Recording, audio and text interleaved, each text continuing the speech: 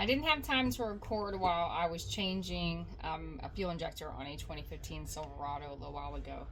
I had to sit inside on top of the engine, so it was a little hard to record while I was doing that. But the point of this video is, please make sure that whatever tech is diagnosing your vehicle, if you are having misfires, make sure somebody is putting a computer on there that can look at the injector control circuits.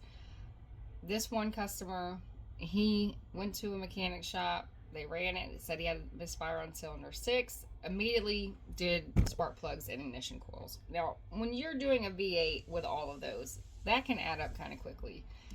Of course, it didn't fix it because it was actually injector 6 that was the issue. And that's easy to spot inside of a computer. Any of our diagnostic computers, usually they can do live data.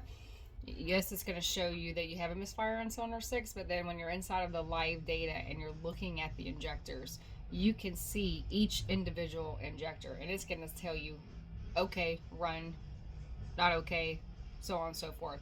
And then you can test each individual injector. So just keep that in mind anytime you have a misfire on any vehicle. It doesn't have to be a Silverado, because again, that could have saved this customer a lot of money.